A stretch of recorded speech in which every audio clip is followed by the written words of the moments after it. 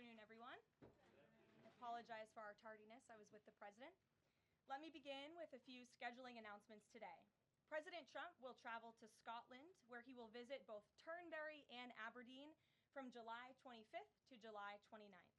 During the visit, President Trump will meet again with Prime Minister Starmer to refine the great trade deal that was brokered between the United States and the United Kingdom.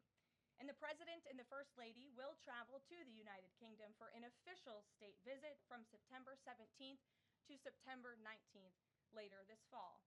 This will mark a truly unprecedented second state visit for President Trump, and he is honored and looking forward to meeting with His Majesty the King at Windsor Castle. There has been a wave of positive economic news over the past week, which I would like to highlight today. Joe Biden's inflation crisis has been defeated. Prices paid to American businesses for goods and services were flat in June, which is lower than all 50 forecasters in the Bloomberg survey predicted. And core inflation, which is the best measure of inflation, came in lower than expected again in the month of June. Since President Trump took office, core inflation has tracked at just 2.1% overall and has come in below or at economists' expectations every single month. Wages are growing at a strong pace and prices are falling for everyday Americans. We also saw prices for new and used vehicles and airfares drop last month. In addition, prices for gas, fuel oil, energy commodities, hotels, airfare, public transportation, and fresh vegetables are all down over last year. As we said all along, trust in President Trump. The American dream is back, and everyday families are already reaping the benefits of this incredible economic turnaround in just 6 months. President Trump has ended the era of economic surrender and implemented powerful tariffs to stand up for our workers and businesses and rebalance America's trading agreements. Despite all of the doom casting from the so-called experts claiming that these tariffs would be the end of the world as we know it, the opposite has occurred. Tariffs are not inflationary, as President Trump has said all along. In reality, tariffs are a source of massive revenue. We're seeing trillions of dollars in private investment pour into our country right now because the companies around this world want to make their products right here with American labor and not have to pay any tariffs at all. Customs and tariff revenue has already totaled more than $113 billion since President Trump entered office, helping to lead a budget surplus in June for the first time in nearly a decade. We are truly entering a golden age as a result of these pro-growth and America First trade policies. On another matter, yesterday in the East Room, the president was proud to sign the Halt All Lethal Trafficking of Fentanyl Act into law, surrounded by angel families to help finally end the devastating fentanyl crisis that has ravaged millions of Americans.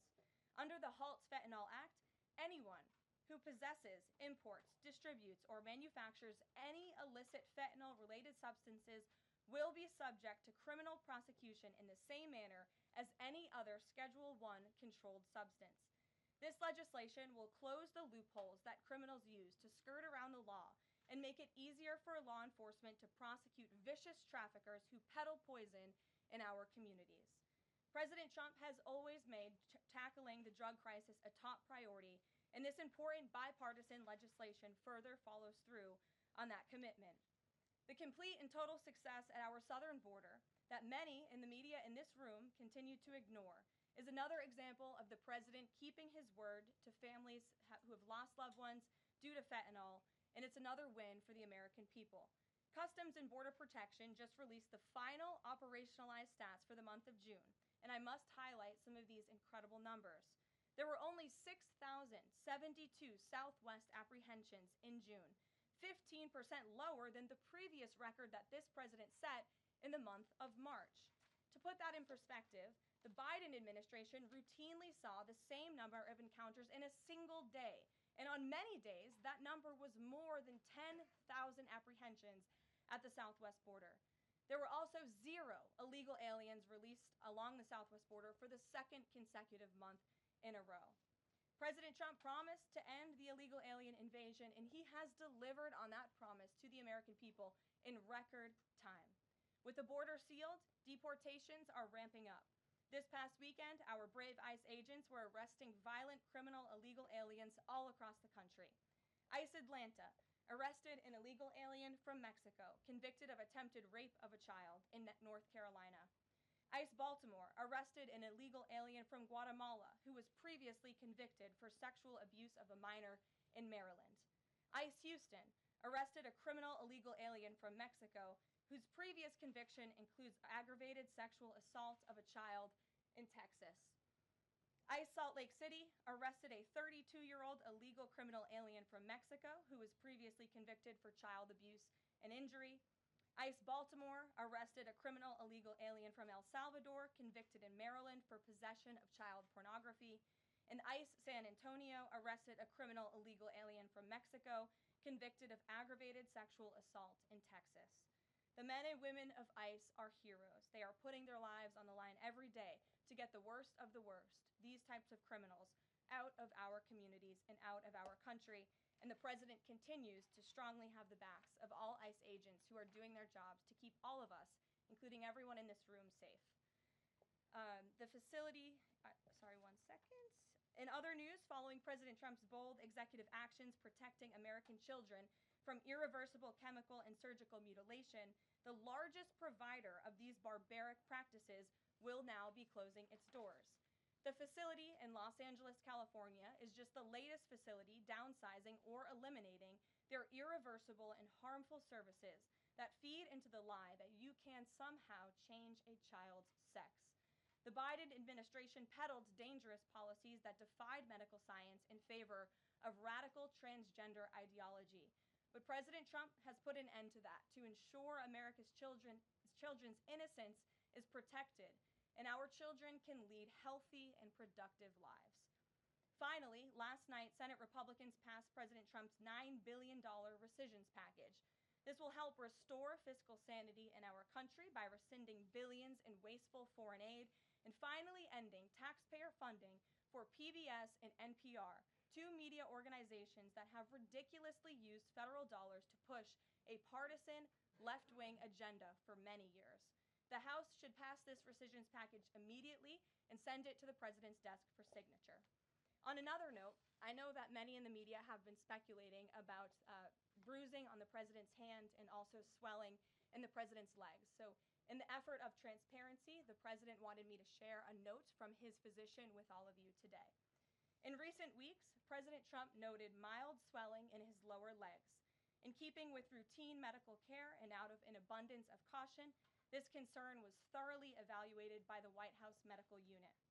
The president underwent a comprehensive examination, including diagnostic vascular studies.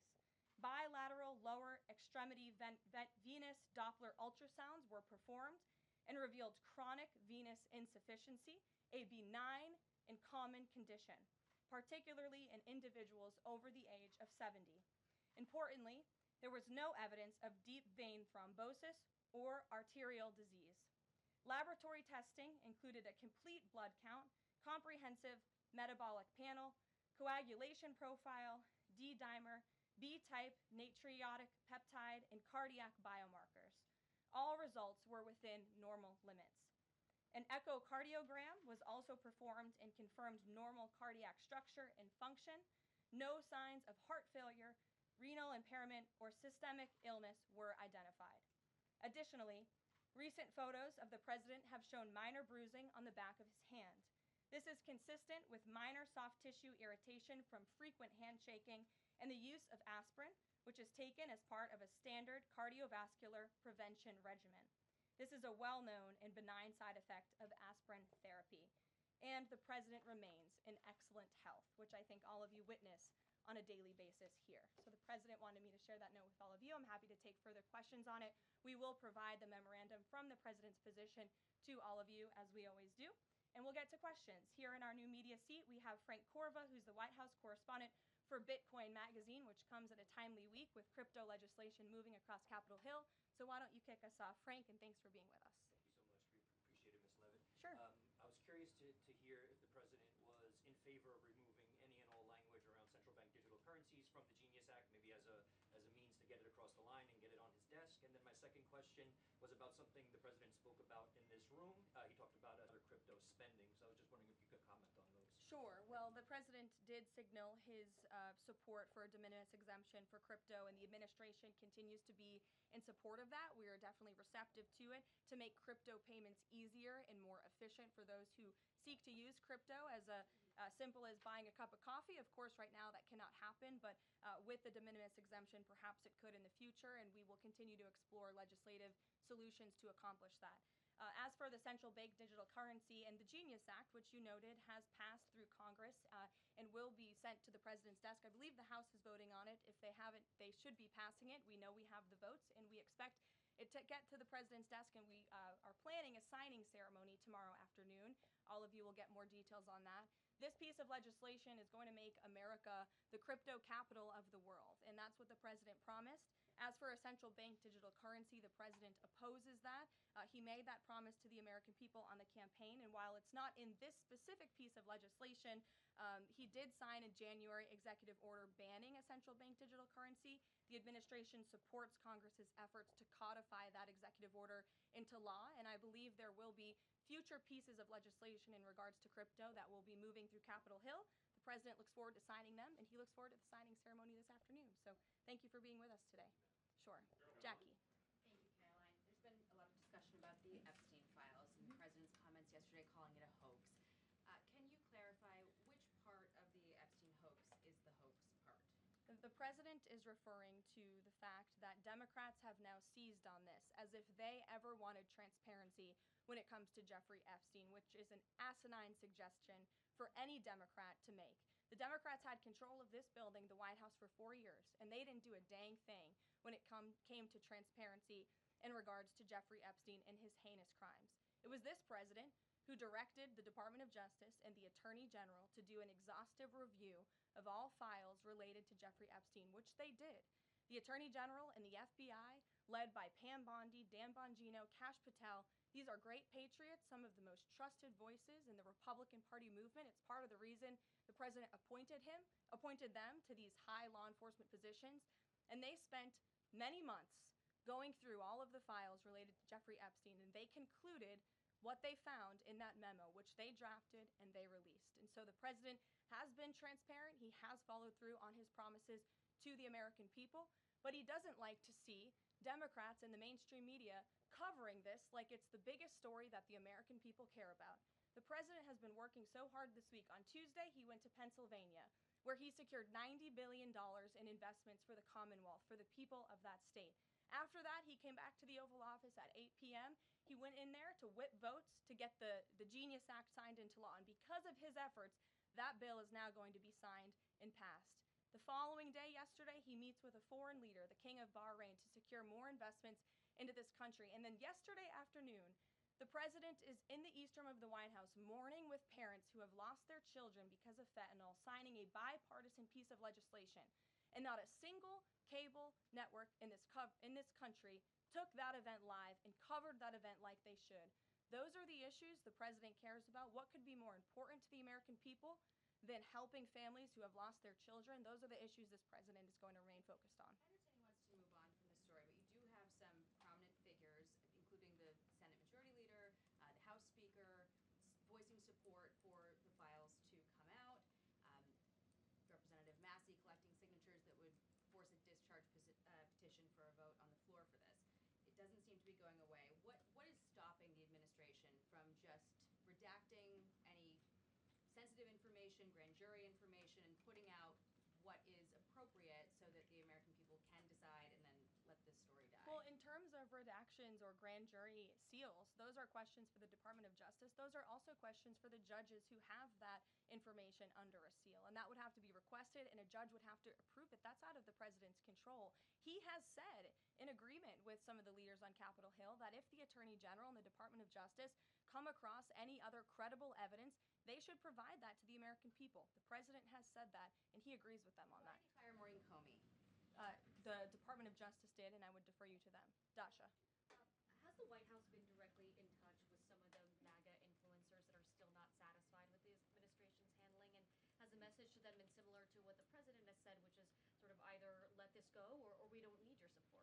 Look, the president and this team are always in contact with the president's supporters with voices of many kinds on both sides of the aisle. I think that's part of the reason this president is a great president, because he's willing to listen and hear other people's perspectives. But ultimately, he has led this country, not just over the past 6 months to historic success, but also through his first 4 years as president. And as the leader and the creator of the MAGA movement, he has led through these perilous times for our country based on instinct and in the best interest of the country.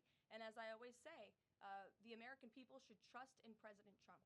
And what about John, the Fed go chair? ahead, John. Thanks a lot, Karoline. The president on Monday announced that if there's not compliance with Russia within 50 days, there would be increased tariffs. Can you explain how that works, first of all? What happens if Russia doesn't end its war with Ukraine in 50 days? Well, in 50 days, as the president clearly laid out, if there is not a ceasefire agreement or a peace deal within that time frame, if Russia refuses to legitimately agree to a ceasefire, then they will face very steep tariffs, and they will also face secondary sanctions. So countries that are purchasing oil from Russia will be sanctioned as well, and of course that will do deep damage to Russia's economy. And I would just add that the president wants this war to end with a diplomatic solution. He's been pushing for it. This administration has spent many hours and a lot of time trying to solve this war very far away, but the president wants to stop the killing, and he wants to save lives. As far Reagan, as the first part go of ahead. what you were saying, Caroline. Reagan, go ahead. I have two questions for you. It's just about, if I may, just about the tariffs, the first part. I get the secondary tariffs, but there was only $3 billion worth of trade between the U.S. and Russia in 2024. It's expected to be far less this particular year. On April the 2nd, both you and the Treasury Secretary said it's not necessary to apply any tariffs on Russia. You said that because of the lack of trade, it precludes, that was the word you used, any need for tariffs. Why now, and why do you think that that would make them cave and come to some sort of peace agreement as it relates to Ukraine? $3 billion is still a lot of money, John, and it's not just tariffs, it's the secondary sanctions as well that will be implemented in 50 days. Reagan. Thanks, Caroline. I have two questions for you. Sure. First on Congress. Congresswoman Salazar introduced legislation that would give some illegal immigrants in the country a path to citizenship. 10 Republicans signed on to what she's calling the Dignity Act. I'm curious what the White House's position is on the legislation, and if the president would veto this bill if it made it to discuss. From my understanding, the White House nor the president has actually read through this legislation. We've been focused on, of course, the One Big Beautiful Bill, which passed, which is another historic accomplishment of this president in record time. The Genius Act this week, the rescissions package, that's been the focus of the White House. But the president has made it very clear he will not support amnesty for illegal aliens in any way. I want to give you a chance to respond to the CEO of NPR. She's claiming that the cuts to their network will, quote, be a real risk to public safety of the country. Murkowski has argued that public broadcasting stations save lives. Could you respond to these concerns?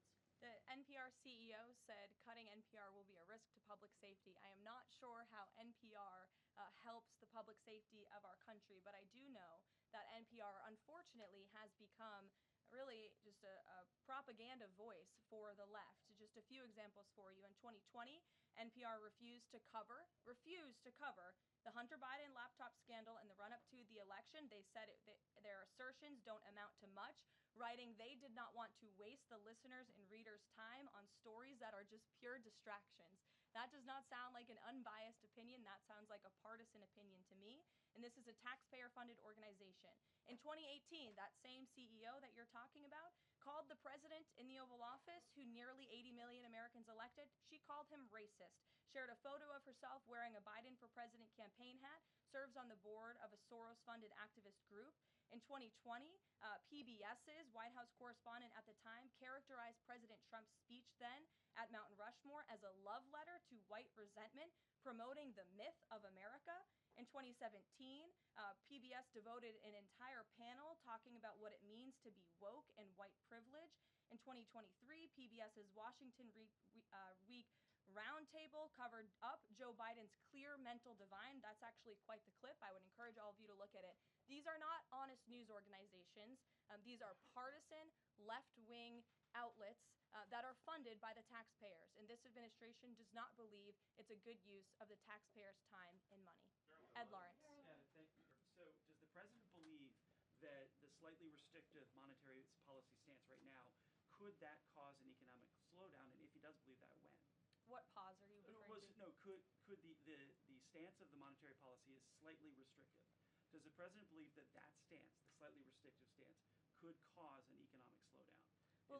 I haven't heard the president discuss that specifically, but what I do know in regards to the Federal Reserve is the president's been very transparent about his displeasure with both the policies and the management of the Fed, and he spoke about that to all of you pretty extensively in the Oval Office yesterday. And last month, one more if I could, last month the Canadian Prime Minister said the president had agreed to a July 21st deadline to sort of work towards a trade agreement. That's 4 days from now. Could there be a trade agreement with Canada in 4 days?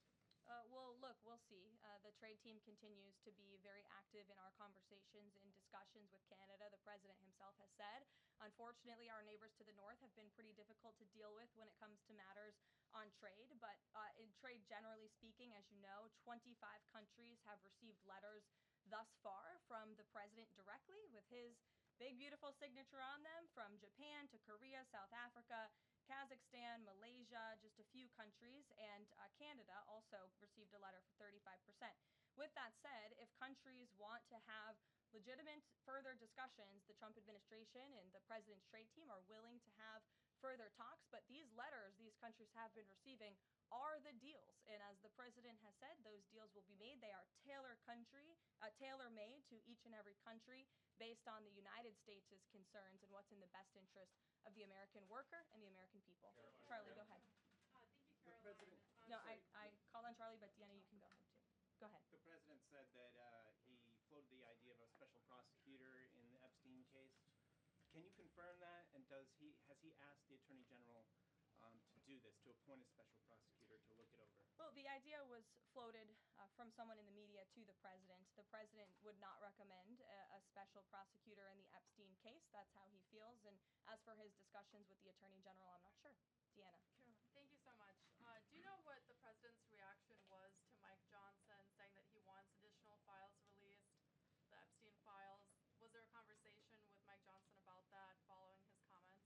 I won't discuss the president's private conversations with the Speaker of the House, but as I answered to Jackie's question earlier, the president has said if the Attorney General and the Department of Justice and the FBI have any more credible evidence in regards to Jeffrey Epstein's crimes, they should put that forward. He has called on them to do that. Sure. Thank you, Karoline. With a few days, I'll go to all of you, starting with the lady in the blue. Go ahead. with a few days to the August 9th deadline, how are the negotiations with Europe going? There's some sticking points. What are they? Can we expect a delay, or should we expect a deal soon? Well, I believe the deadline is August 1st. As for the European Union, they continue to be very eager in negotiating with our country for obvious reasons on ways to lower their tariff and their non-tariff barriers that we have long said harm our workers and our companies. So the president's trade team continue to be in talks with the European Union. Would he accept, or would he put forth a postponement of the August 1st? He's already said he will not. Caroline, Owen, go ahead. Good afternoon, Caroline. In Gaza today, Holy Family Catholic Church was struck by an Israeli shell. Yes. 3 people were killed, 10 wounded. What is the president's reaction to that church coming under fire? It was not a positive reaction. He called Prime Minister Netanyahu this morning to address the strikes on that church in Gaza, and I understand the Prime Minister agreed to put out a statement. It was a mistake by the Israelis to hit that Catholic church. That's what the Prime Minister relayed to the President, and you should look at the Prime Minister's statement that will be coming out. Steve, go ahead. Back to your letter that you read at the beginning. Sure. The president, you said mild swelling in his legs. Yes, is sir. it causing him any discomfort? How are you treating it? Nope. No discomfort from the president at all, and you probably all see that on a day-to-day basis. He's working around the clock. As for the treatments, I can defer to the president's physician, and we'll get you this letter. I think it will answer all your questions. The reports Wells Fargo is being prevented from leaving China. Has the president, is he going to bring this up with President Xi? Are you aware of the case? I'm not aware of the case, but I'm sure our National Security Council team is. Steve will get you some answers on that. Iran, Kristen. Thank you, Caroline. Two questions. So the first is that President Trump said that the Attorney General only gave him a brief overview of what was in these Epstein files. Does he have knowledge or an understanding of what is in the files related to Epstein that have not been released? Not to my knowledge, and that's a question for the Attorney General, as I said, and the President has told the Attorney General if they have any more credible evidence, they should release it. Is that evidence, would she have to run that by the President before she released it? I don't think so. He said if she has any more credible evidence, she should release it. Iran. Go ahead. Thank you. Go ahead, yes. Great. Thank you, Caroline. Two questions. One, today, And you can go ahead, Andrew. Don't worry. Today, tens of thousands of folks are rallying nationwide to honor the legacy of Congressman John Lewis. Meanwhile, Republicans in Texas reportedly are working to redraw congressional maps at President Trump's urging. How is President Trump reconciling his call to action for Texas Republicans with the legacy of Representative John Lewis? I'm not quite sure how the two things are related. I think the president would agree that John Lewis served our country for many, many years. It has nothing to do with the redistricting efforts that are currently underway by Texas Republicans to add seats to their legislature. They have the right to do that. The president spoke to the congressmen and women who serve the great state of Texas about it, but it's up to them and it's up to their legislature to get that approved. And Caroline, Go ahead. just the second question. Go Does ahead. the president support the Justice Department's request for just 1 day in jail for the officer convicted in Breonna Taylor's killing? And what message does he believe that sends to her family and to other families seeking justice in cases of police violence? I haven't talked to the president about that case. Go ahead. Just the president, Go ahead. when the president met the interim president of Syria a couple of months ago, he described him as a young, tough, attractive guy. After the latest clashes in Syria over the last few days, does President Trump still support Syria's interim president? The president still supports Syria's pathway to a peaceful and prosperous country, and you received an update directly from the Secretary of State on the ongoing situation between Syria and Israel. I spoke to him myself this morning to get an update, and as soon as the United States became involved in this conflict, we were able to de-escalate, deconflict. That seems to be continuing. Syria agreed to draw back their troops that were in the area where that clash was ongoing, and we continue to be very actively monitoring the situation. The president wants to see Syria become a prosperous and stable country, and by the lifting of the sanctions on Syria, he's giving them a real chance to do that, and he wants to see that through. Andrew, go ahead. So on Tuesday, the president told a very detailed story about his uncle, noted scientist John Trump, and Theodore Kaczynski, the late Unabomber. He said that Dr. Trump taught Ted Kaczynski. Ted Kaczynski was not identified as the Unabomber until 1996, 11 years after John Trump passed away. It would have been impossible for John Trump to have ever discussed the Unabomber with the president. So what was he talking about? And I have one follow-up. Andrew, with so many issues going on in the world, I'm a little bit surprised you would ask such a question, although I'm not sometimes coming from you, I will say, but I'm willing to give you an answer. Nevertheless, the president's uncle did, in fact, teach at MIT. He was a very intelligent professor. The president's very proud of his family. In fact, the president has a letter from his uncle on the MIT letterhead that sits in the Oval Office dining room. Maybe we'll let you see it sometime. And then Go ahead, one, Elizabeth. Caroline, one more. Elizabeth, will the go ahead. president consider pardoning Ghislaine Maxwell Elizabeth, if the go Epstein case is a hoax? Okay, I'll start off with the president said last week he would not be getting involved in the New York City mayoral case. If that mayoral race, if that's still the case, given his history drawing a large crowd in New York City, what's his reason for staying out of it in that way? Well, look, I think the president reserves the right to get involved in races or not get involved in races, and he's made the decision not to weigh in on the New York mayoral race, as you rightly pointed out, although he has gone as far to say he absolutely does not want to see Zemdami elected, who is a known communist who supports the abolishment of private property, the defunding of police. He has made very well-known anti-Semitic statements. It would be a disaster for New York and for this country, and I think it's quite telling that this individual, a known communist, has been spending time in Washington this week meeting with leaders on Capitol Hill. This is truly where the Democrat Party is headed. Clearly, they learned nothing from November 5th in the president's overwhelming victory. Mary, go ahead. Thank you, Caroline. I want to backtrack to the hospitals that have stopped providing transgender surgeries and hormones for kids. On this front, does that have anything to any more hospitals be shutting down their programs? And I wanted to also ask what you make of all these media reports, especially the AP, which I noticed, which portrays these children as losing something that's saving their lives. Yes, I think the president spoke a lot about this issue, which is a political issue, but also really a cultural issue that impacts children and families. He talked about it a lot on the campaign, and I think he was quite surprised by the uptick we were seeing in the embracement by the Democrat Party when it comes to the chemical castration and mutilation of young, innocent bodies. And so the president made it a very early priority to sign very strong executive orders to cut off the funding for any hospital or any medical facility in this country that provides such barbaric procedures. And as a result of that strong policy and the president's strong common sense position on this issue, we've had such an overwhelming response, which is great for children in Arizona. Phoenix Children's Hospital has stopped providing puberty blockers and hormone therapy to minors. In California, Stanford Medicine ended sex change surgeries for minors. Children's Hospital Los Angeles is closing its Center for Trans Youth Health and Development surgical program. In Illinois, Lurie Children's Hospital Chicago stopped sex change surgeries. Again, let's think about what we're talking about here. Sex change surgeries for minors. These are barbaric practices that no innocent child should have to endure.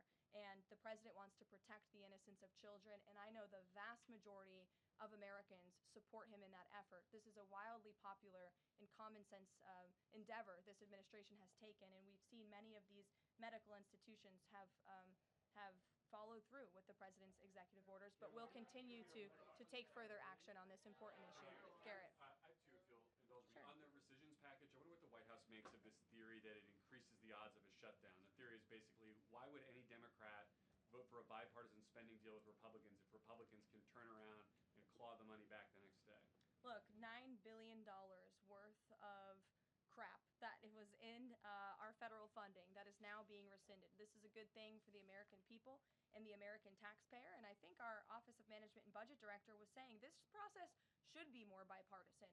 Democrats, there was a time in this country where Democrats too cared about getting rid of waste, fraud, and abuse in our federal spending. I think every American agrees the government spends way too much money on things that don't matter. Some of those things includes PBS and NPR, or for instance the Democracy Fund, which was funded to the tune of $83 million through the Department of State, but they were giving hundreds of thousands of dollars for gender equality and empowerment hubs in Yemen, $3.9 million for strengthening information integrity, equality, and democracy for LGBTQI population of the Western Balkans. These are not good uses of the taxpayer funds, and Republicans are proud to lead that effort, and we wish more Democrats would join us in that. I wanted to follow up on the Maureen Comey question just to clarify. Did the White House have any knowledge, or did the president sign off on her firing? This was a decision that was made by the Department of Justice. There was an agreement that was made between Immigration and Customs Enforcement and the Centers for Medicaid and Medicare Services regarding access to Medicaid information for 92 million Medicaid recipients around the country. That includes health information. So how does that not violate HIPAA violations and privacy concerns, for example, of American citizens? I'm going to have to defer you to Immigration and Customs Enforcement on that. I'm unfamiliar with that agreement that they made. Thanks, Caroline. Two questions. Russ Vought said today he's going to be looking into cost overruns in the Fed's renovation projects. Is there a deadline for him to come back with findings to the president? I don't believe there's a deadline the president has set for Russ Vought, but I think, again, this is a good use of taxpayers' time to look into this project that is millions and millions of dollars over budget. It's for a big, beautiful mansion for the federal chairman, reserve chairman, and I understand that it costs much more than it did the beautiful palace that many of you joined us at when we went overseas. So it's completely unnecessary, it's overpriced, and I think it's a good thing the administration, led by the president, is looking into it. If the director were to find wrongdoing or fraud, Look, it's a hypothetical question. We'll see where it goes. The president spoke about how he feels on this matter yesterday.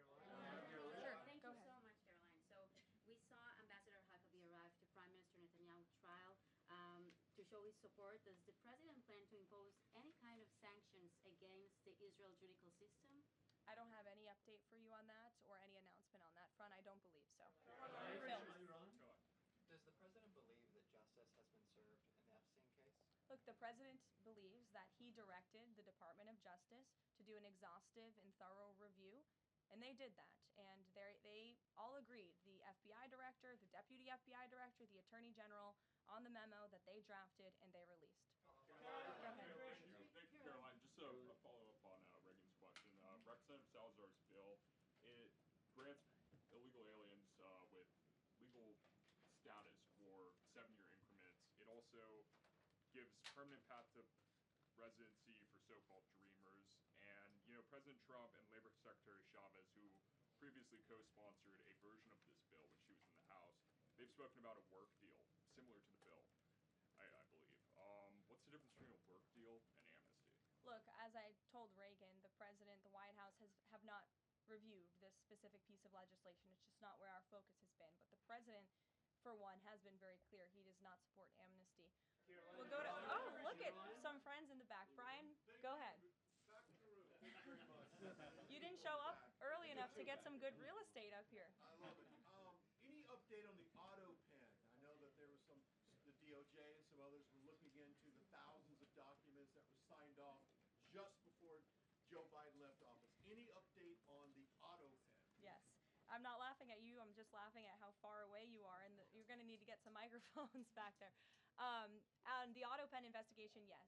The White House counsel's office has launched their own investigation into former President Biden's usage of the auto pen. We have requested some documents from the National Archives. And again, as I've said many times from this podium, and the president has said as well, it's incredibly important that we get to the bottom of who really was at the tip of the spear in the decision-making process here in the White House. Because former President Biden himself admitted to the New York Times, I understand he never gave interviews when he was here, but now all of a sudden he wants to give one. And he said that he did not actually review every single pardon that he signed on his way out the door. That's incredibly concerning, and I can tell you it's something this president would never tolerate. This is a president who is signing things all the time. Any document that has legal implications, this president's signature is on it because he's the one making the decisions. It does not appear that was the truth in the previous White House, and I know the American people want to receive answers on who was running the show because the decisions that were made in this place really destroyed our country, and we deserve to get to the bottom of it. Mark, in the back. Thanks. Some Christian groups are complaining that they are not able to get visas as quickly to travel to Israel, and it's been elevated to Ambassador Huckabee's station. Is the White House aware of that? Does it have any reaction to that? And is that part of the president's disappointment with Netanyahu and his government? Look, I'm not aware of that, Mark, but I'm sure, again, our National Security Council is, and also the State Department. As you know, travel visas roll through Secretary Rubio's shop over there, whom we work very closely with. So we will check in on the matter. But I know overall, this president and the administration do want to streamline the visa process to make it easier for both Americans who want to travel abroad and people abroad who want to come to our country the legal way. Sure. Go ahead. I was going to the gentleman above you, but go ahead, Libby, and then you can go. Okay, two questions for you. The first is, during the Whole Nation Summit, Secretary Noem suggested there could be some changes to TSA's liquid limits. Is the president aware of that? Is that an idea that he's backing? And what would that timeline and the changes look like? Sure. I would defer you to the Department of Homeland Security, but I did see Secretary Noem's comments, and I think it's great that on day one she asked TSA, what are we doing right? What are we doing wrong? How can we make air travel more efficient while maintaining utmost security for American passengers and travelers? And I know they announced no more shoes, or you don't need to take off your shoes anymore at the airport, which I think is welcome news to all of us who travel a lot. But further guidance or decisions, of course, that's in the Secretary of Homeland Security's overview, and I would defer to her. The other question for you is on Bondi and Burgum's trip today to Alcatraz. I'm curious what the funding is going to look like for that and who the president does want to see incarcerated there if it were to become Sure. Well, this this was an idea of the president. He spoke about it in May, and he directed his administration to review a reopening plan for Alcatraz if it is possible, which is why the Attorney General and the Secretary of Interior have traveled there today. They are touring the site, and if it is reopened, it would be under the purview of the Bureau of Prisons. And the Secretary of Interior also would play a big role in this as well. So they're there to review the site today, and I'm sure you'll hear more from them on it later. And just to follow up, Libby, on who the president wants to see housed in Alcatraz, the worst of the worst criminals in this country, both American criminals who convict heinous crimes, but also illegal alien criminals before deportation as well. Sure. Go ahead. The State Department yesterday urged the Chinese Communist Party to cease its campaign to eradicate Falun Gong, a peaceful spiritual practice. With the anniversary of this brutal persecution approaching, does the White House have a message for the CCP on this? Well, I will get you one, and we will get back to you. Sure. Go ahead. We'll take. Go ahead, and then go ahead. Sure.